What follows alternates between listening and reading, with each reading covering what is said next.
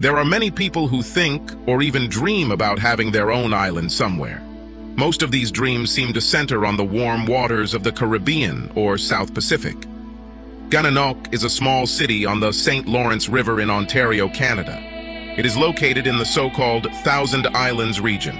Many people, both Canadian and American, live on these livable islands in the region.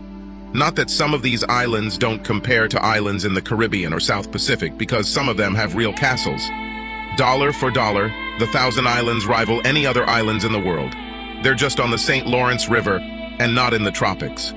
The most popular Thousand Islands story involves the salad dressing of the same name. It looks like the condiment was invented by a local housewife. It was later given as a gift to the owner of a famous New York hotel, who included it on the hotel menu around 1890. However, there is no written evidence of the veracity of this story. I drove a truck for a living. We have shipped to 48 contiguous states and Canada. I worked as a driver for a medium-sized company with about 100 trucks. All drivers had a choice of long-haul, regional, or local transport. Whenever any of us went on a long trip of a week or longer, we had the choice of staying local for a week to spend time with our families or returning for longer trips. We were also able to take our wives along on the road from time to time. Most trucking companies that cover the entire country and Canada keep their drivers on the road for weeks at a time. There are several professions that are hard on families. Military is probably the worst, followed by shipping and law enforcement. I worked in construction during the summers while in high school, so it was a logical step for me to start working full-time after high school. By the time I was 23, I was a pretty decent carpenter. When I was 19, I met an office clerk at a commercial bakery. Her name was Julie Simpson. My name is Scott Mann. Julie and I got married when we were 21. We were both happy until the banking system and therefore the construction industry suffered serious losses. Julie and I talked and decided I should try driving a truck. They earned decent money, but the biggest disadvantage was the time they had to spend away from home. The company I worked for as a driver announced that they would pay for my truck driving school if I worked for them for a year after getting my license. Julie and I discussed it and decided we would go for it. They accepted me and I went to school. 3 weeks later, I had a Class A CDL. The next week, I was put in a truck with a driving instructor. He was an experienced driver who took guys like me out on the road to really teach us how to drive. It's one thing to drive a truck pulling an empty trailer, but it's quite another when you hitch that truck to a loaded trailer that weighs between 16 and 36 tons. I was scheduled to spend 5 weeks with my instructor, but he convinced the safety department that I was good enough to have my own truck in 4 weeks. I drove around the city for a week, then drove on local roads for a week. Everything worked fine. I arranged for Julie to come into the office on Friday and collect my paycheck. This worked pretty well too. We could have received our checks directly, but Julie liked to receive them herself. I had been with the company for about 9 months and was just finishing up a week of local driving. My dispatcher Shirley called me and offered me a pretty good deal. We had cargo heading to Vancouver, Canada, and a return flight to Montreal. Only it wasn't actually in Montreal, it was in Gananoque. The owner of the company recently bought one of the Thousand Islands. He was incredibly young for the owner of a transport company. He couldn't have been more than 6 or 7 years older than me. Shirley told me that there were 2 houses on the island, the main house and the guest house. The owner and his wife wanted to furnish the main house with handcrafted furniture from Vancouver Island. The guest house was furnished. My job, if I wanted it, was to haul the load to Vancouver and then haul the boss's furniture back. It wasn't expected to be ready for another month, but it would be ready when I arrived. So the company's operations department decided to surprise the boss and deliver it early. Now this is the agreement. You can't tell anyone, even to his wife. I'm not saying she'll say anything, but she's coming for your paycheck and might say something to the wrong person. The boss and his wife will be there next weekend. This should be around the time you get there. You get to Vancouver and they load you up so you can come back. Does this sound like something you might be interested in? Before I could answer, she interrupted. Remember, whether you accept it or not, you can't tell anyone anything. Do you promise? I will accept this and promise not to tell anyone. Fine. Now because you took it, and because I like you, Have you seen that brand new Peterbilt sitting in the yard? Of course I saw it. Well, it's yours. Put your things in it. The cargo you are carrying is in trailer 2353. You can leave in the morning. Call me when you get to Vancouver and be careful. I went home and told Julie I had a trip to the West Coast. She didn't mind because the money was good, but we both didn't like the fact that I would be gone for almost 2 weeks. To make amends, we tried our best that night. Sex with Julie had always been something special. She was ready for anything. Right after I started driving the truck, we took some nude pictures of her so I could take her with me in the truck. I've been to Canada with my truck 4 times. Each time the truck was searched. And I mean, searched. The only place they didn't search was the bag hanging from my seat. When I crossed the border for the first time, there were photographs of her in this bag. After that, I left the photos at home when I found out I was going to Canada. The other times I drove, they never grabbed the bag or any other part of my truck, including under the sleeper mattress. I left the photos at home on that trip. It was easy to leave. Crossing the border went as usual. Canadian officials, as always, were courteous but absolutely thorough during the search. I called Shirley. She told me the boss's furniture was ready to ship. They had brought her from the island earlier that day in preparation for my arrival. When I got to my client, it only took him an hour to unload me, and another hour to get to the place where I was going to be loaded. Loading the trailer took well over an hour because they loaded each piece individually, then boxed and secured it. My truck was fully loaded when I headed back east. I returned to the States and headed east on Interstate 90. I returned from Canada to Detroit. The trip from Detroit to Montreal took about 9 hours. I drove to Kingston, parked for the night, and called Shirley. She told me that the boss was on the island and she had a barge ready. I was supposed to go to the commercial loading dock as soon as I could get there in the morning, and they would unload the trailer and transport the furniture to the island. I was there at 6, and loading onto the barge took until almost 10. It took about 45 minutes to reach the island. It was a straight path, but the barge was moving slowly. I went to the guest house to surprise the boss. The island was covered with trees. I only knew the way to the apartment complex from the path. What I assumed was a guest house had a small courtyard attached to it. The main house was not too far from the guest house. He looked huge. I saw the boss in the courtyard of the guest house. I walked over, and he was rubbing something into the naked breasts of a woman who was lying on a chaise lounge. I assumed it was the sunscreen he was putting on, and I also assumed the woman was his wife. As I got closer, I could see that it might have been sunscreen, but it wasn't his wife. It was mine. She was naked. I watched as one of his hands moved lower from her breast and seemed to disappear. I walked up to them and cleared my throat. They both jumped and turned to me. It took them a second or two to realize they were caught. He didn't recognize me because he had never met me before, but she did. I looked at him. "I brought your new furniture from the pier." Then he turned to my wife. "You might want to think about putting on some clothes before I get here." I turned and headed back to the dock. I didn't hear a single word from any of them. I walked past the men who were lifting the first piece of furniture. I made it to the dock before I remembered I was on a fucking island. I looked around and saw 4 moored boats. We had heard that there were several boats on the island, so I assumed they all belonged to him. I've never driven a boat, but that was about to change. I've watched enough TV and movies to know that boats have throttles. Push, and you will go forward. Pull, and the boat will go in reverse. I also knew that the boats don't have a brake pedal, but I'll figure that out later. I looked into the smallest boat, but there was no key in the ignition.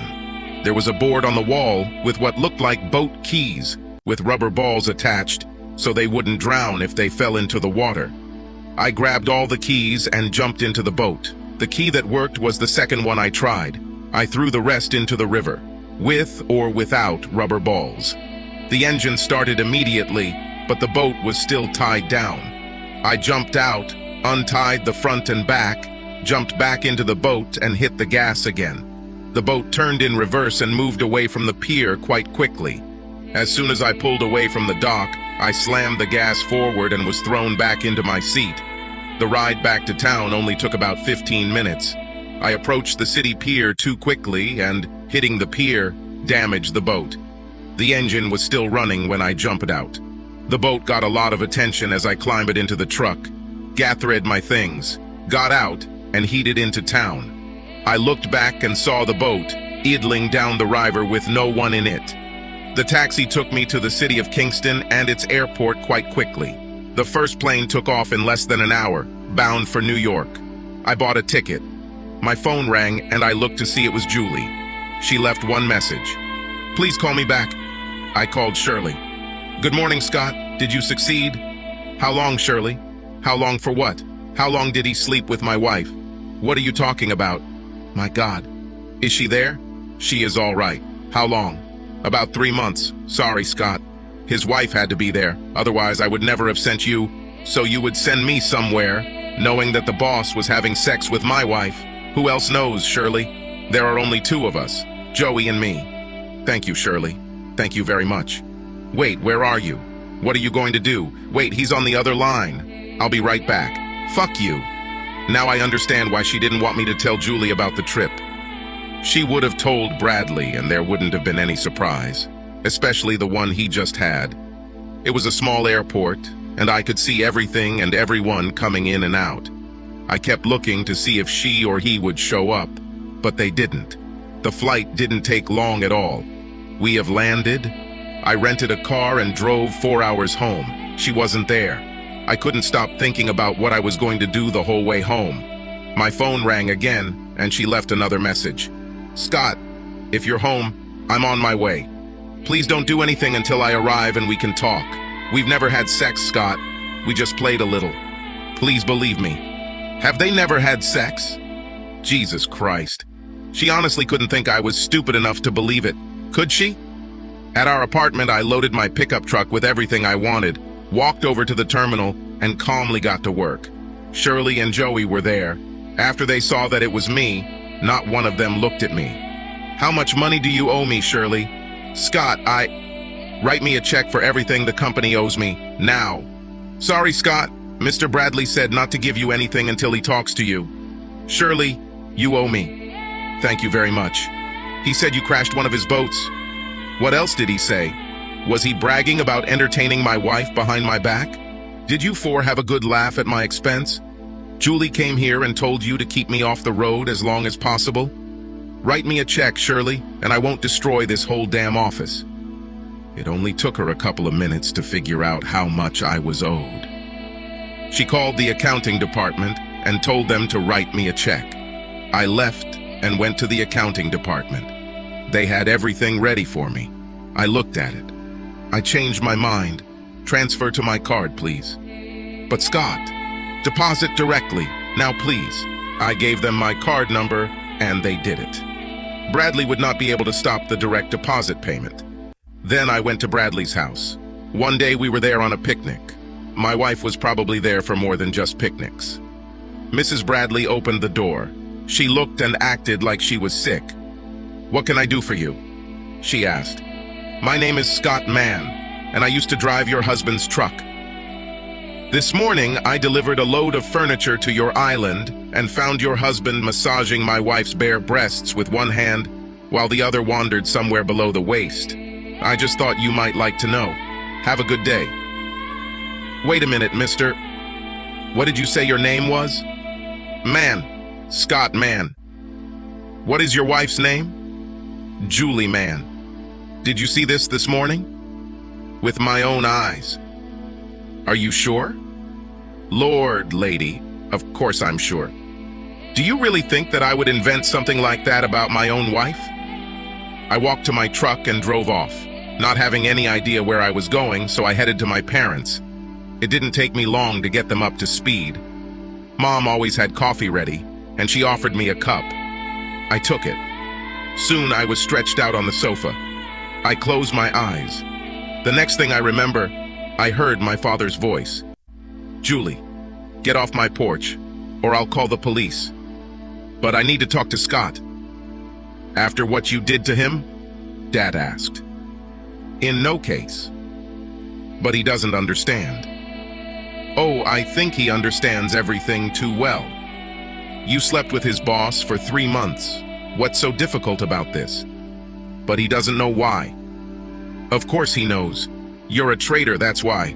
Now get off my porch. She started screaming my name. Scott, talk to me, please. Scott, give me a chance to explain, Scott. Scott? It was a long day, and soon I fell asleep again. The next morning I woke up early and walked to my truck. I had no idea where I was going, but I had to go somewhere. I opened the door to sit down, and Julie was sleeping across the seat. She sat up when she heard the door open. I started to walk away, but she grabbed my hand and pulled me back. Please, Scott, listen to me. I had no choice. Don't bullshit me. You either let someone have sex with you or you don't. Right, Julie? Everything was wrong. So you had sex voluntarily. It was a statement, not a question. Scott, just give me a chance. I repeat, you had sex voluntarily. Okay, I had sex voluntarily, but besides, you lied. We never had sex. We just played around a little. God, did you really expect me to believe that? Get out of my truck. She didn't budge, so I took her hand and pulled her outside. I was furious and drove off before she could get her ass off the ground. I went to a fast food restaurant in town for breakfast. I ordered one of their breakfast items and went to take a leak while I waited. I took the food to the table, sat down, and ate. When I was done, I went to the bank and split our money. My phone rang several times and several people left messages. My former employer, Ernest T. Bradley, left too. Call me and let's talk, or I'll sue you for crashing my boat, and then you'll go to jail for threatening my employees, and don't think I won't do it. That was his first message. Listen, I slept with your wife. Deal with it. This happens every day. She is not the first wife I have spent my time with, and she will not be the last. Swallow your pride, take it back, and punish it if necessary. This is what she likes and what she wants, so give it to her. If you don't, maybe I'll keep doing it. Now get your ass back here and drive my truck home, or I'll report you for theft. Besides, you'll have to drive for me for 3 more months to pay for your truck driving school. This was his second message. God, what an asshole. So he was still in Canada. I called his wife to see if I could meet her instead of just rushing to his house like I had done before. She agreed, and I played his messages for her. She had been sick before, but after hearing him, she felt worse. At first I wasn't sure I believed you, but now I do. I'm going to set his ass on fire.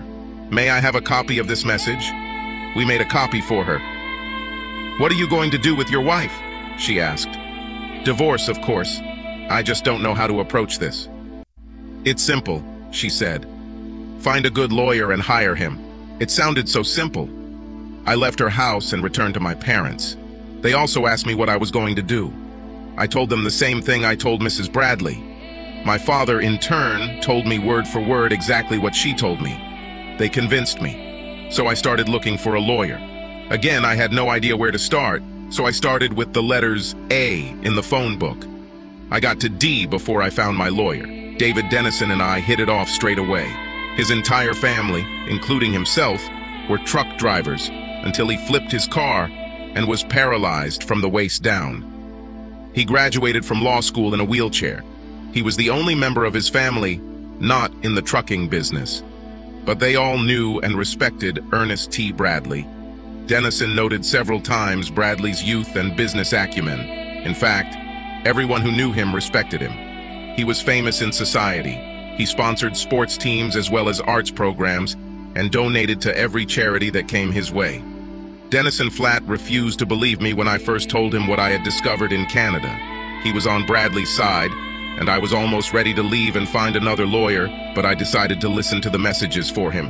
He finally began to believe. Wow, this will shake up the community if it gets out. How do you want to deal with this? As private as possible, or do you want to make a big splash? All I want is to get a divorce as cheap as I can. As far as I understand, this will never make it into the newspapers, but the reason for the divorce will be adultery. If that means it goes all over town, so be it. But there won't be any mental cruelty or lies about irreconcilable differences. She cheated, and it will be recorded. It can be difficult if that message is all you have. Courts these days almost require visual evidence, especially when accusing a man of his stature. Well, let's try it. Fine. We will deliver the documents to her in the next few days. Do you have any idea where she might be? Either at work at the bakery, or at home, or in Canada with him, I guess. Well, of course, we can't submit documents to her in Canada, so we'll try at home or at work. It fits me. You can contact me by mobile or at my parents'.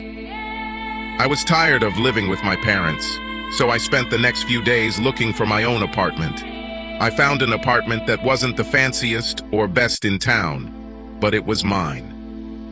A week later, Julia was served at work. My father owned a small welding shop. I never had any interest or inclination towards welding, but that started to change. He convinced me to come work for him, just to get me out of my apartment. Both he and my mother thought I spent too much time indoors. I thought about going to work for another transport company, but I wasn't too enthusiastic about it. So I went to a welding shop. My dad had a pickup truck with portable welding equipment, and basically all he did was fix things. Sometimes a client would ask for something special, and my father would prepare it. Julie tried to talk to me several times, but after she was served, everything went through our lawyers. Our first meeting was about a month after she was served. Her lawyer, of course, tried to get the adultery charge thrown out. I categorically refused. Bradley was named in the divorce petition, and Julie desperately didn't want his name to appear anywhere near the divorce suit for adultery. This could ruin his reputation in society. He doesn't deserve it, she objected. I exploded. Are you serious? He is a wife-stealing slug and should be told to the public. Julie intervened. If you had treated your wife better, they wouldn't have been able to steal her. This led to a quarrel between us, which could only be stopped by placing us in separate rooms. After we cooled down and were back in the same room, she again tried to get me to remove his name. I'm not going to do this, so forget about it. Why are you trying so hard to protect him? Are you planning to marry him? Are you still sleeping with him? FYI, he and I are still dating, so yes, I'm still sleeping with him. Her lawyer simply laid his head on the table and groaned, and without lifting it, he spoke. You just admitted to your husband and 2 bailiffs that you committed adultery. This is probably the worst thing you could do. At this point, I don't care, she said. Then to me, answering your other question. Yes, I'm going to marry him, as soon as he gets divorced.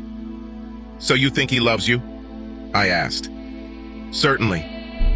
I put my phone on the table and scrolled through his message to her. That's not what he meant. He just drove you crazy. I laughed as Mr. Dennison took an envelope from his briefcase and slid it across the table to Julie. Her lawyer intercepted the envelope, opened it, and took out the contents.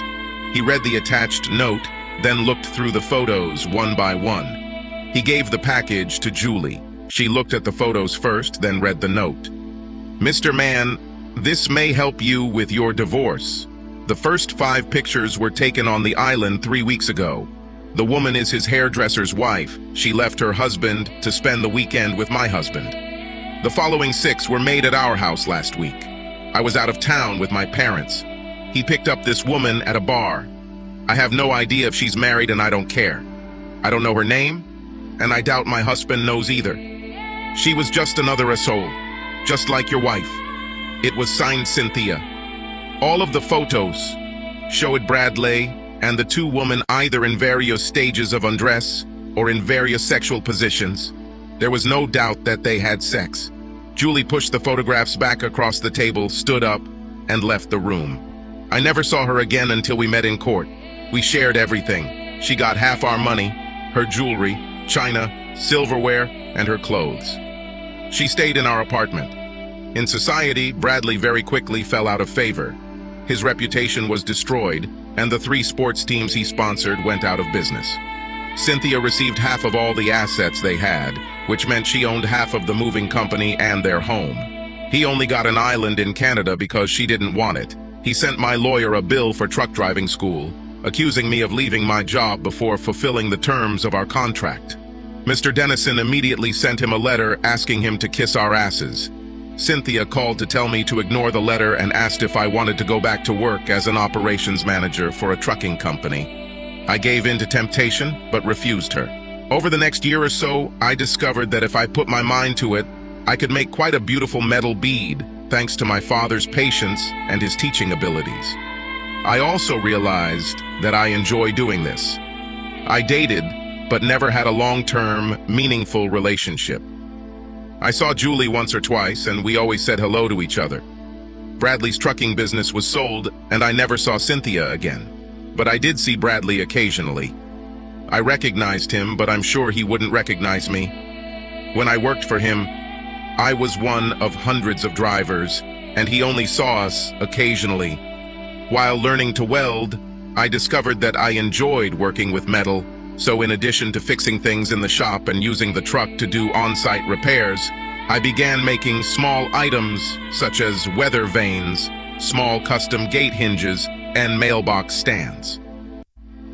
My father and I rarely worked on weekends, but one Sunday afternoon, I found myself working on a rather ornate weather vane. I was having trouble with its proportions, so I stared at it, hoping a solution would magically appear. I didn't hear the door open or close, but I felt someone's presence, so I looked up. It was Julie. None of us said anything. She stood there for a couple of minutes before pulling up a metal stool and sitting down. "Can we talk?" she asked. "I have nothing to tell you." "Fine. Just listen." She leaned forward. "I don't have a good reason to do what I did. You and I, had a good life. We had enough money, a good apartment, and we loved each other. At least that's what I think. So why, out of the blue, did I decide to sleep with Bradley? The answer is both simple and complex. I could try to blame you and say that you were gone too much, because that was one of the lines he fed me, and after a while I believed it. He also said that you treated me wrong when you were at home, and after a while I believed it too. He said that almost every truck driver found someone to sleep with while they were on the road, and after a while I would imagine you having fun with some waitress at a truck stop or a female truck driver. He also said that truck drivers never made enough money to treat their women right, and after a while I became convinced of this. He was, and probably still is, a smarmy son of a bitch, and I was so trusting. This didn't happen overnight. He worked on me for several months. Shirley then started working on me, telling me how well Bradley could treat me if I let him. She told me that she can monitor your trips, so I never have to worry about you finding out. She also told me that Mrs. Bradley told her that she didn't need sex as often as her husband did, so she allowed him to sleep with select women because it made him a better husband for her. She told me that Mrs. Bradley must have approved of the women he slept with and that she only approved of me because she saw me when I came to collect your checks. Now this lie sounds stupid, but it wasn't so then. Now I know it. I sat and listened. When I thought she had calmed down, I spoke. "Why are you telling me all this now?" "I don't know. I don't think I ever wanted to tell you this. At least not the truth. I didn't want you to know how stupid I was. I always thought I'd make up a story where it was all your fault. And I came up with a few jokes, but I could never tell you about any of them. This afternoon, driving past your store, I saw you here and stopped. I had no idea what I was going to say. Just that I was going to say something if you would let me, but what I said turned out to be true. What did you expect to get from this? Just so you know that none of this was your fault. That these were all my own selfish desires and imaginary situations that he created for me. I also wanted you to know that whether you believe it or not, I never stopped loving you. This is where I think you're lying. I don't think you can truly love someone and lie to them or cheat on them. You did both. You even wanted to marry him, if I remember correctly. Are you still sleeping with him? I can't explain it any better than I already have, and I can't make you believe me, so I won't even try. And no, I'm not dating him. I haven't seen each other since that day in the lawyer's office when I saw those photographs. She sat for a few more minutes watching me work. I guess I'd better leave. She stood up. Scott, I looked at her. Is there any way to forgive me enough to give me another chance? I shook my head. You know where the exit is. After she left, I didn't accomplish much other than reaffirm my opinion that my ex-boss was a top-notch asshole, and my ex-wife was dumber than a box of rocks. I wondered what would have happened if I hadn't gone to that island to surprise my boss. Would I still drive a truck and get sloppy seconds? I decided that I would rather make weather vanes and go broke. One day we received a flyer for the Renaissance Festival in the mail. I've never heard of the Renaissance Festival. It contained photographs of people participating in jousting tournaments and knights walking around in armor. There were pictures of sellers of armor, swords, knives, costumes, and everything you associate with the Renaissance. It was supposed to be right down the highway in Maryland. And from this flyer, I learned that Maryland has two sports, jousting and lacrosse. I didn't believe that jousting was an official sport in any state, so I looked it up and found that it was true. I decided to go. I spent the whole day there and spent most of the time looking at the sellers' wares and observing the visitors. There was a lot of money floating around the festival circuit, and I realized I could get my share. Several sword and knife makers, as well as gunsmiths, worked on site. I liked the armor and shields. I returned home, did a lot of research, and developed my first shield and sword. I also looked online for Renaissance Festival schedules. I made 5 shields and 7 swords. I took them to the next closest festival I could find. I learned that there were many of them, and they were all over the country. I got there a day early to talk to some of the salespeople. I met one seller who sold what seemed to me to be the highest quality swords and knives. I offered him a deal. I would keep what I had to see if it would sell, and he would get a commission. He hesitated, but agreed. I was planning to spend the night, but there were no rooms available near the festival. This is a sign of how popular they were, so I went home. I rarely trusted strangers, but I had no way of selling them myself. The seller, Teddy Wyckoff, called me Sunday morning and told me that all my items were sold. He sent me a check. I had a new business. In the following weeks, I did even more festival stuff. Teddy wanted 10 swords and 10 shields for the next festival, which was to take place next week. I managed to prepare 4 of each. Meanwhile, I was still helping my father with his business. We received a call asking us to repair our driveway gate. Looks like my daughter's boyfriend drove through the gate instead of waiting for it to open. I was told that alcohol was involved. I walked out and saw a huge gate on the circle our driveway. The house outside the gate was huge. I met the owner, Mr. James Jameson. At first, I started turning down jobs because I thought he was too big for us. This gate was almost 3.5 meters high. I decided to try it. All it would cost us is a little time and metal if I messed it up. I spent a good part of the day trying to figure out what tools I would need, then went back to the store to see what we had that I could use. I found a couple of places that I thought might work, so I went back the next day. I had been working for about 2 hours and had actually made some progress when a woman about my age brought me some iced tea. Her name was Hannah, and she lived there. It was her beau who caused the damage. I had my own snacks, but she came out twice with iced tea and stayed to talk each time. It took 2 days of bending, twisting, straightening, and welding, but I fixed the gate. Hannah was there the second day with drinks and a sense of humor. I enjoyed her company. Around the same time, I became interested in armor. They seemed to be popular at festivals, and I was curious about how to make them. How long will it take? How much will it cost to make them? And finally, will we be able to make a profit from them? I was dating a woman I met in the library while doing research. We met at least twice a week and had sex every time we were together. However, this relationship, like others I had, ended after a few weeks. There was a cinema in the shopping center. I rarely went to the movies, but one Friday night I was so bored that I went. Before the lights went out, Hannah came in with her boyfriend. They sat down right in front of me, and his arm immediately wrapped around hers. Less than 5 minutes after the lights went down and the upcoming movie announcements began, I heard Hannah, "If you touch me there again, I'll cut off your balls." His hand fell on her shoulder. She left in irritation, and her boyfriend begged her to return. I followed them. To her credit, she didn't take shit from him. I wasn't close enough to hear, but they were arguing about something. I decided to intervene, which I had never done before. "Excuse me, Hannah, are you okay?" She looked at me. It took her a couple of seconds to recognize me. "No, that's not true. This asshole has more arms than an octopus, and I'm tired of fighting him off. Could you take me home?" "Certainly." We were heading to my truck when another guy approached us. "Are you okay, Hannah?" he asked. "Now, yes." "Do you want me to take you home?" he asked. She didn't even look at me before saying yes. They headed to his car without even saying goodbye to me, as if I wasn't there at all. I stood and watched them leave. I shook my head and went home. I was at her house a few days later. There were some railings along the walkway between the house and the pool that needed some attention, so Mr. Jameson asked me to come back. Hannah saw me and came over to say hello, but she never mentioned the movie incident. I was a little annoyed at being completely ignored at the movie and wasn't in the mood to chat. She took the hint and left.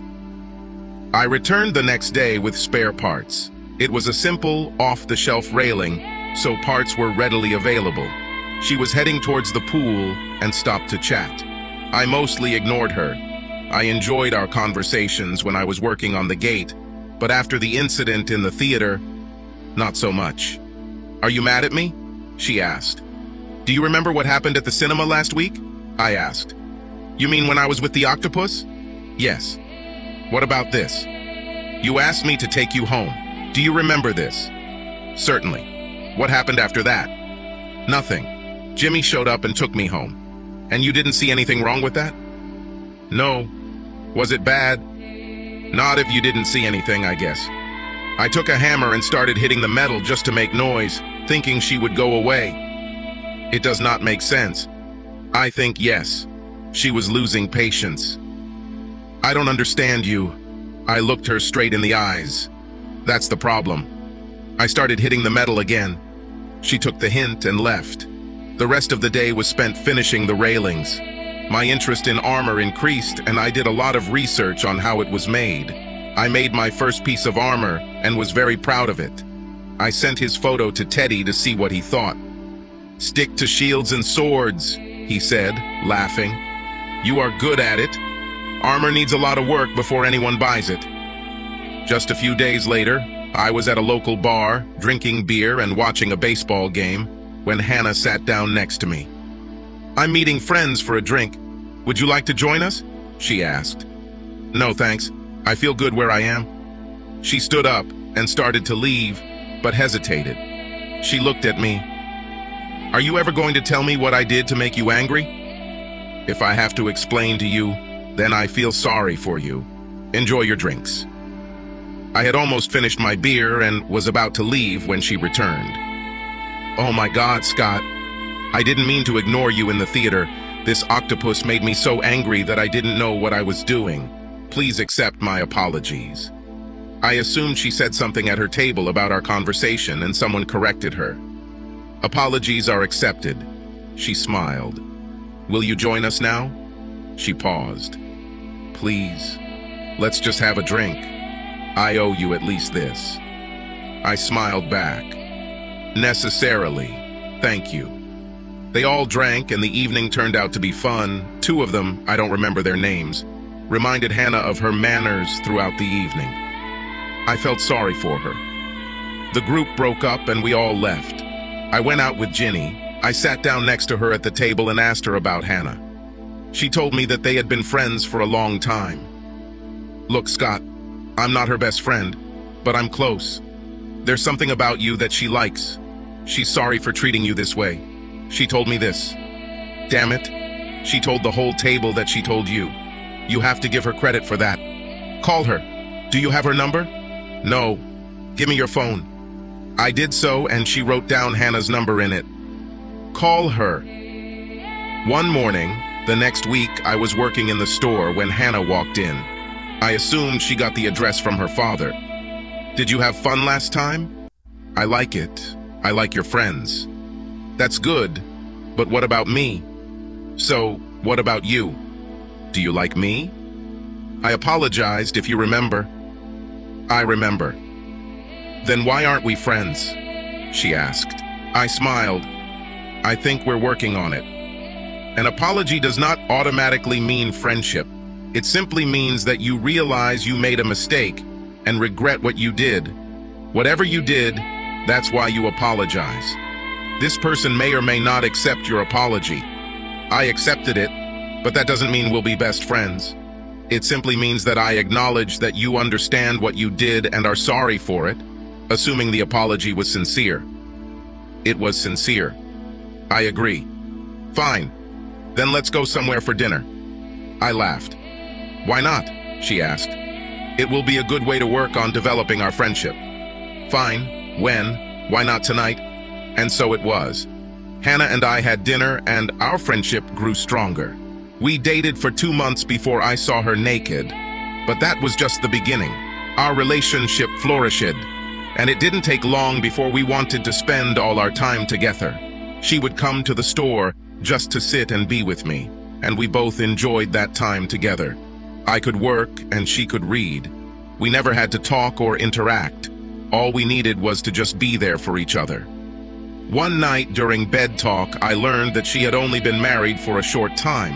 However, she shocked me when she said that Jonah Jameson was not her real father. She and her mother were married for only 7 years. She had an older brother, and their father died. 2 years later, their mother married Jameson. Their father owned a trucking company, and her brother Ernest wanted to take over and run it. He was 6 years older than Hannah, and most people thought he was too young. But Hannah and her mother agreed to let him try. He showed real ability, and the company prospered. I got out of bed, poured us both a drink, and went back to bed. Tell me about your brother, I asked. I've already told you most of it. The important parts, anyway. The bottom line is that the transport company was doing well, so good that he and my ex-daughter-in-law bought an island in Canada. Then some bitch got her teeth into him, and he ended up getting divorced and selling the company. Apparently, this bitch's husband started driving for him and thought they could make some money off of my poor brother. His wife squeezed into the frame and seduced him. They arranged it so that the husband would find his wife and my brother together on their island. My sister-in-law divorced my brother, took half the company, and then they were forced to sell it. What a pair of fucking thieves. I finished my drink in one gulp. How much did they extort from him? I asked. My brother never told me, but they had to get something. Do you know their names? I knew, but I forgot. I decided to tell her what really happened, but I thought that would be the end of our relationship, so I decided to have one last sex first. After we calmed down, I almost talked myself into not telling her who I was because I had never had better sex than what I had just experienced. I knew that once I told her the truth, we would be done. We were at her house and I was getting ready to go home anyway, so I got dressed. I sat on the edge of her bed, putting on my socks and shoes. The time has come, and I started. Let's go back to the story of your brother's divorce. Was what you told me the official story or his version? He told me, so that was the official version. Why do you ask? Because everything happened completely wrong? What do you mean? So I told her the real story. About halfway through, she jumped out of bed, still naked, and just watched. In the end, I said that the only thing Julie and I achieved was a divorce, not extortion. When I finished, all she said was, "You are lying. Get out." I am not lying. This is true. She threw a pillow at me. "You are lying. Get out, and don't come back." With these words, I left. I hated it when it ended like that, but I loved that last sex. Life went on. I had another period of social lull, and I couldn't seem to find a way out of the impasse I was in. One evening, I wanted to splurge, so I had dinner at a very nice restaurant. I finished my main course, raised my napkin to my mouth, and looked around. A few tables away from me sat Hannah and her brother. There was a small cake with candles on their table. I signaled to the waiter that I was ready to receive the bill. He brought it, and I paid. I stood up, walked straight to Hannah's table, and sat down. They both looked at me like I was an alien. Her brother spoke first. "Are you sure you're at the right table?" he asked, obviously not remembering me. "Indeed, and I think you should tell your sister the truth about your divorce. She knows about it. Who the hell are you?" But obviously she doesn't know the truth, so you need to tell her the true version. "Fuck you. Scott, what are you doing?" she almost screamed. "Get out of here." As if by magic, the waiter appeared. "Are there any problems here?" he asked. "This guy," Hannah said, pointing at me, "sat here uninvited and threatened my brother. I want him to get out of here." "Certainly." "Sir, I have to ask you to leave." I looked at Bradley first. "You're a real slug." Then I looked at Hannah. I don't know why you never talked to his ex-wife, but check at the courthouse and look at my divorce record. Then you will know the truth. Just get out of here, she said. I left, deciding that I would see her for the last time. I worked in my shop on the projects that interested me the most, axes and chainmail. I was too busy to see her anyway. A festival was planned for the following weekend. I took some shields and samples of my axes and chainmail to show Teddy. He got me a vendor pass, so I drove through the entrance. When I got there, he was talking to a young lady dressed in period costume. The costume was a long, flowing dress with a bodice cut so low that it barely covered her nipples. I stood and waited while they talked. He looked in my direction, recognized me, and motioned to me. Diana, this is Scott. Scott. Diana. He spoke to her. Scott is the designer and creator of some of our things, and I understand that he may have some new things. Right, Scott? I laughed. That's what I do. I got some new clothes from my truck. Both he and Diana stood frozen in front of it as if it were a treasure. I couldn't take my eyes off her bodice. Every time she leaned forward, I leaned in with her, hoping to see more, but it was too crowded for me to see better. I spent a lot of time with them and even had dinner with them.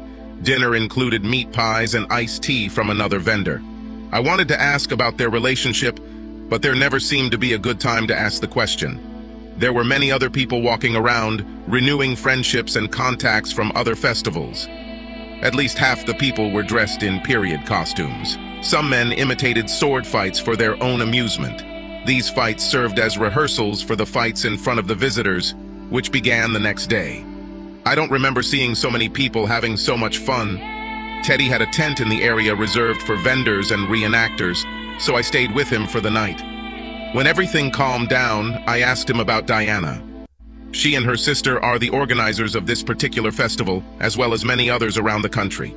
Everyone is happy about her arrival. We have been friends with her for many years. In fact, if you weren't here today, she would be. Oh shit. Why didn't you say anything? I'd go to a motel. No, you wouldn't go.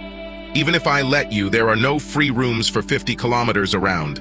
When visitors started arriving the next day, the reenactors had even more fun interacting with them, and Diana, as always, was a huge hit, I was told over and over again. I spent the whole weekend with Teddy. Several times I watched his stall while he and Diana went to his tent. I had a lot of time to talk with other sellers and visitors. We sold everything Teddy had in stock, plus what I brought with me. It was a profitable weekend. I decided to attend more festivals. The festival ended on Sunday. I helped Teddy dismantle his tent and pack everything. It was an 8-hour drive home, so he convinced me to stay another night. Their next festival was 18 hours away. They could begin preparing to open on Wednesday. I didn't think I'd have enough time to make the chainmail, but I told him I'd try. Returning home, I immediately went to the workshop and started working. It was late when I started yawning and realized that I was tired.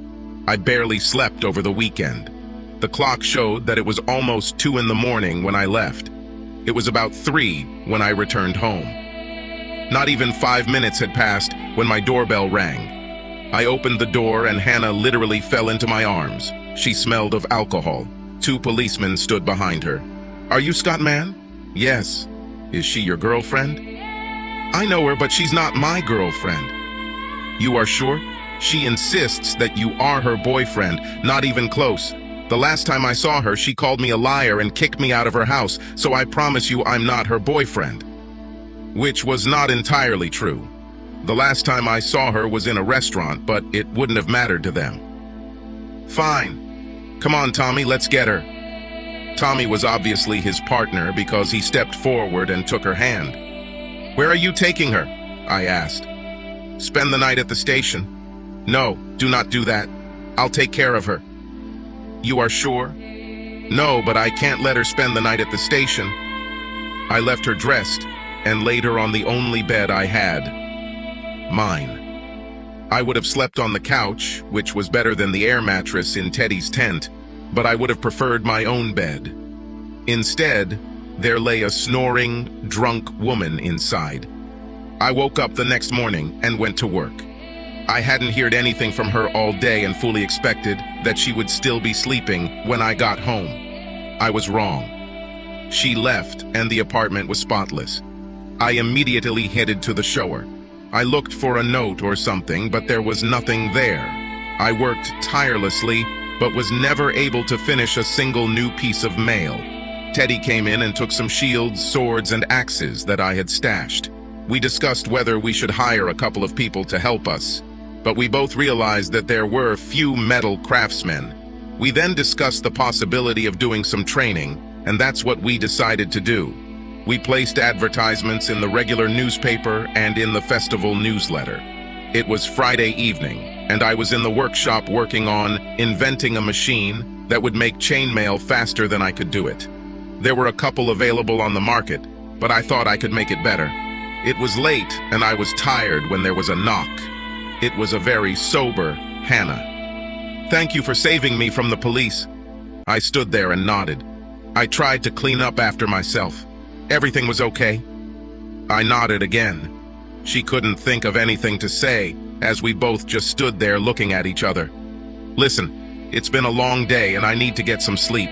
I pushed past her to the door, closed it, locked it, and headed to my car. "Good night." I was almost getting into the car when I heard it. "You were right. My brother lied. I'm sorry." I simply waved over my shoulder, got into my car, and drove home. The armor fascinated me. After Teddy criticized the first armor I made, I did a lot of research and made another armor that I used as a model for others. They were labor-intensive, time-consuming, and very challenging, but I loved the challenge. I felt ready to debut with him. I took it to the next festival, and Teddy loved it. We could have sold it several times, but we wanted to use it as a sample of my work. People looked at it, commented, and if they wanted to buy something for themselves, we talked about any changes they wanted to make to their order. My festival life was good and profitable. I bought a trailer and transported my instruments and supplies so I could move from festival to festival. I worked on my products. Sometimes I worked at a stand in front of visitors, sometimes in the private supplier area. I was talking to my father one evening between festivals and expressed surprise at how Renaissance metalwork could be such a success. Who knew that so many people were interested in armor and could afford it? These things weren't cheap. Festival season ended, and I started dating a girl I met at our local car dealership. I was thinking about buying a new truck. My dad's welding truck was old, so I thought we'd install some welding equipment on my truck, sell the old one, and I'd maybe buy a newer, bigger one. She was servicing her car while I admired the new truck sitting outside the showroom. We struck up a conversation and ended up exchanging phone numbers. A week later, we had our first date, then the second, and so on. One evening, I took her home, and she invited me in. We had our second drink, and I sat on her sofa. She stood in front of me and began to unbutton her blouse. "Do you have any objections if I make myself more comfortable?" she asked. "No, if you don't mind me watching and enjoying it," I replied. She grinned. "That's the whole point of the action. I undress while you watch, then you undress while I watch. Then we have sex, hoping it won't end too quickly. Looks like you have everything planned out." "Oh yeah." Her blouse was off and her skirt was about to fall to the floor. I reached for the waistband of her panties, but she pushed my hands away. "Let me do this. Just watch and enjoy. You like to watch a lady undress, don't you?" "I don't know. I've never looked before." She laughed a deep, throaty laugh. "I hope you have better sex than you lie." Her braid flew off and landed on top of her skirt. "You're pretty confident, aren't you?" "Oh, yes," she said. "It's your turn." I started to unbutton my shirt. "Slow down, Tiger. We have the whole night ahead of us. Let me enjoy watching." I slowed down and she licked her lips. I kicked off my shoes and unbuckled my belt. Then he unzipped his trousers. As I began to pull my pants down my legs, she placed her hands on my hands and knelt down, following my pants to the floor. She stopped when she was on her knees. I looked down and saw her hands resting on her hips. She looked up at me. "What's next?" T-shirt or shorts?" she asked. "What do you prefer?" "T-shirt. Save the best for last." I took off my t-shirt and threw it on the floor. She picked it up and brought it to her nose. "God, I love the smell of men," she said. I left for my home around 3 in the morning. The whole way home I was comparing her to Hannah and the last time she and I had sex, and couldn't decide who was better. This relationship lasted a good 4 months before we broke up. My phone reminded me that I'd been ignoring him all evening and there were messages for me. 3 from Hannah. "Scott, please call me when you receive this message. I don't care what time it is. Please." I took her word for it. She answered after 2 rings. "Hello, Scott." Her voice was a little tipsy. "I woke you up?" "I think I dozed it off. I tried to stay awake waiting for your call." "Fine." I called. "What's so important?"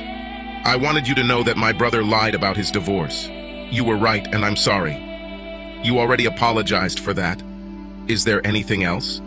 "Yes." There was a pause. "Can we see each other again? I miss you." "Honestly, there is no way you and I can meet, knowing who your brother is and that he had an affair with my wife. If we were serious about each other, we would inevitably clash with him, and I would always feel uncomfortable. I'm not going to put myself through that test." I could tell she was crying. "I knew you were going to say it, but I hoped you wouldn't say it." Goodbye, Scott. Renaissance festivals were in full swing again. I negotiated my passes, bought a tent and some camping gear, and hit the road. I spent most of my time helping Teddy at his stand. When I wasn't doing that, I was working on creating new things to sell.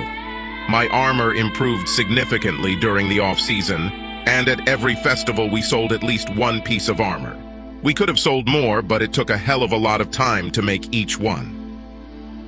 2 days after we closed one of the festivals, Teddy called and asked if I could work at his booth at the next one. I told him yes. He was close to the festival site, so he brought his trailer with everything I would need.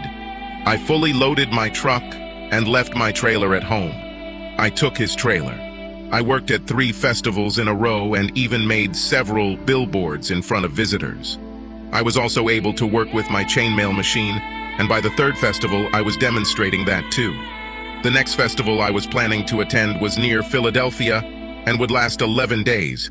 It was one of the largest in the country. They usually lasted from Thursday to Sunday, but this one started on Thursday, continued through the weekend, the next week, and the weekend after. I spent 2 weeks at home working on the material for it, and mainly on the armor. My father became an expert in shields, axes, and swords. I worked late every night. Late one night, my doorbell rang. I opened it, and a very drunk Hannah fell into my arms. "Is this your girlfriend?" asked one of the 2 policemen who were with her. "If it keeps her off camera tonight, I guess so." I half carried, half dragged her to my bedroom and just threw her on the bed. I showered, shaved, put on pajamas, and took my clothes for the next day, in case she repeated her behavior and puked all over. The next morning I looked in on Hannah, who was still sleeping. I was trying to decide whether to stay and try to talk to her, or just forget about it. I went to work. That evening when I returned home, the house was perfect again. She even cleaned my kitchen. In the bathroom, my toothbrush and toothpaste weren't where they usually were, so I put them where they were supposed to be. The toothbrush was wet, as was the washcloth on the sink. I took the enchilada out of the freezer and put it in the microwave. I had dinner, but never tried it. The next morning, I left for a festival in Philadelphia. I took with me all the material that I had for shields and chainmail. I planned to do a lot of demonstrations. The first day was amazing, and things got even better from there. On the first Sunday, a crowd of spectators watched me almost all day. Teddy and I were both exhausted when the festival closed for the day. Evenings in the vendor area have always been the hub of the party scene. There they cooked food, played music, drank alcohol, rehearsed sword fights, repaired or tried on armor, looked after horses, and had sex. It wasn't unusual to walk past a tent and hear the sounds of sex, or to walk past a camper or camper van and watch it rock. I sat outside my tent after things had calmed down and thought how nice it would be if I had someone in my tent to snuggle with. Hannah was probably free, but I just couldn't bring myself to call her. Monday's crowds were hardly crowded, but foot traffic was steady. No attendance records were broken that day. It was the middle of the day, and I was demonstrating how tedious it is to assemble chainmail. I looked up and saw Hannah watching me. I continued my demonstration and asked those who were watching me to ask questions. There were none, and people simply dispersed. Hannah was standing there. "Do you like doing this?" she asked. "Yes, I like it," I replied. "You're doing well." She walked away and disappeared into the crowd. I never saw her until the end of the show. My parents arrived on Wednesday and brought more shields and axes. I showed them around and they didn't seem happy with what I was doing. I showed them where the vendors were staying, and especially my mother, who hated setting up my tent. The rest of the week and weekend went very well. Both Teddy and I were pleased. When I returned home, I took the day off. When I went to the store, my father was working on chainmail for me. I started telling him about my plans for a larger motorhome and trailer. The door opened and Hannah entered. "This festival was fun. A few of my friends and I are going to the next one, which is not far from here," she said. "We even thought about going in armor." "It should be fun," I answered evasively. "Will you be there?" "Probably." My father and I continued to work and did not look at her. "Can I go with you?" "Not very practical, because I will be there from Wednesday to Sunday." "Everything is fine. We can get a motel room." "Hardly. They sell out of everything months in advance." "Where do you sleep?" "In a tent." "Sounds funny. Maybe we could share." "This is a small tent. Little ones can be funny." My father looked at me, grinned, and left. "Look," she said, "you will never allow yourself to forget that my brother slept with your wife, which means that you and I will never have a long-term relationship." She looked around to see where my father was. "But that doesn't mean we can't be fuck buddies, right? We enjoy sex with each other, don't we?" I agreed. "So why not use each other? You can date whoever you want, but if you don't have sex, I can fix it. How does this sound?" I looked at her. "You're the best thing I've ever had. I've said it once and I'll say it again. But the thought of sharing leaves me cold. I can't stand the thought of having sex with you only to have you leave for another man, even if you haven't had sex with him. We both need to find a relationship and respect it." She came close to me, reached out, touched my face, and kissed me. "You do not understand. I already have a relationship. If you want to date someone, anyone, go ahead. But know that I will always be available for anything you want, anytime you want it. I don't need anyone else. I love you, and I fully intend to respect this relationship." She kissed me again and left. My father must have been watching as she left. "What are you going to do with her?" I was still looking at the door through which she had just left. "I have no idea, Dad. What do you suggest?" "Either get used to the fact that her brother slept with your ex-wife and accept the possibility that she won't go anywhere, or leave town and keep a low profile. Perhaps now is the time to do what your mother and I talked about." "What is this?" "We'll talk about this when we get home." We were sitting at the dinner table when he told my mother about Hannah. "So I thought maybe it was time to give Scott the gift we were talking about." "I think you might be right," she said. "What are you two talking about?" "I don't like the idea of you sleeping in a tent," my mother said. "We're going to buy you a motorhome," my father said. I knew arguing with them wouldn't stop them. Plus, I thought it was a good idea. It took a week to find what I wanted. I didn't need driving lessons for this since I had a Class A CDL, so I just hugged them both, thanked them, and bought a trailer to pull it behind me. I set up the trailer so that I could work in it if necessary. I also connected power from the van to the trailer. It was a great setup. I focused on armor while my father made shields, swords, and axes. We both really enjoyed doing this type of work. Teddy got jealous when he saw my trailer and wanted to know if I had christened it yet. "What do you mean?" I asked. "Sex? Has anyone already had sex in it?" "No." He grinned. "Do you mind if Diana and I laughed. "Help yourself." He sent her a message and she was there in 10 minutes. He grabbed her hand and they started walking. They held hands and laughed when they returned. "We want you to be the first to know," he said. "Diana and I are going to get married." She hugged me. "It was your van that drove him crazy," she said. "Thank you. I didn't see much of any of them that weekend, but my van smelled like perfume and stuff." I was home for a week and Hannah saw the van and stopped. I had been going through a long dry spell and knew I could get her into bed, so I showed her around and she was suitably impressed. "This is much more than a tent," she said. "Yes, that's true," I said. "This is a double bed, isn't it?" she asked. "Yes." "And a big closet?" "Of course I have, bum." "Looks like this shower room can fit too." "They probably can." We were in the living room of the van and she came up to me. "Has he already been christened?" "What do you mean?" I asked, even knowing what she meant. "Sex. Has anyone already had sex in it?" I lied. "No, it's completely new." "Well," she almost whispered, "we can do it now or this weekend." We were in my parents' yard, so the now she was talking about was impossible. "What do you mean this weekend?" I asked. "We will have enough time after the festival closes in the evening. We can do it then." "Sorry, but this is in Southern Virginia. Even if I said yes, it's too long a trip for you." "You're right," she said. "So I'll just go with you." "Didn't you hear what I just said?" She started tugging at my shirt, pulling me towards her. "Scott, you admitted that I'm the best ass you've ever had, and you're the best I've ever had. Besides, I'm in love with you, and I know you like me more than a little. I think we should just have sex whenever we can. Also, I have a dress that I think would be perfect for the festival. Everyone will love it."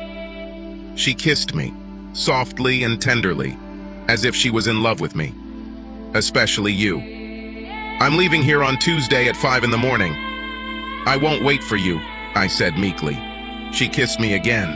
"You don't have to." She was right. She unpacked her clothes, stocked the kitchen, and by midnight, Monday was in bed in the van. Right after I got behind the wheel on Tuesday morning, she came and sat in the passenger seat, wearing only a dressing gown. I know because she kept glaring at me every time I looked her way. She met Diana, and they were both wearing low-cut dresses that showed their boobs. I couldn't wait for the workday to end. At the end of the day, Teddy and I closed the booth. Diana and Hannah were cooking dinner in the van when we got there. I've never tried anything Hannah made, but it was delicious. After Teddy and Diana left, Hannah asked me if I wanted to take a shower with her. There was room for two in the shower, and then we made it to the bed. That night was the first of many nights and days where we enjoyed each other in that van. This was also 3 years ago. At first, her family tried to convince her that the only reason I allowed her to travel with me was to get even with her brother because he convinced them that Julie and I were to blame for his divorce, not him. Obviously, none of them had been in court to see the truth, and they, like Hannah, believed him. Hannah provided them with copies of my divorce petition and her ex-sister-in-law's petition. He stayed in town and was responsible for a couple more divorces before deciding that the other side of the country would be better for his health. Hannah has several new dresses that she wears to festivals. They don't highlight her big belly as much. She didn't say she wanted to be a wife before she became a mother, but I know it's on her mind. Me too.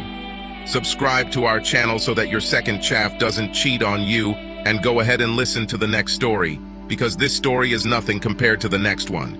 If you're under 18, don't even think about listening to the next one. For the workday to end. At the end of the day, Teddy and I closed the booth. Diana and Hannah were cooking dinner in the van when we got there. I've never tried anything Hannah made, but it was delicious. After Teddy and Diana left, Hannah asked me if I wanted to take a shower with her. There was room for two in the shower, and then we made it to the bed. That night was the first of many nights and days where we enjoyed each other in that van. This was also 3 years ago. At first, her family tried to convince her that the only reason I allowed her to travel with me was to get even with her brother because he convinced them that Julie and I were to blame for his divorce, not him. Obviously, none of them had been in court to see the truth, and they, like Hannah, believed him. Hannah provided them with copies of my divorce petition and her ex-sister-in-law's petition. He stayed in town and was responsible for a couple more divorces before deciding that the other side of the country would be better for his health. Hannah has several new dresses that she wears to festivals. They don't highlight her big belly as much. She didn't say she wanted to be a wife before she became a mother, but I know it's on her mind. Me too. Subscribe to our channel so that your second chaff doesn't cheat on you, and go ahead and listen to the next story, because this story is nothing compared to the next one. If you're under 18, don't even think about listening to the next one.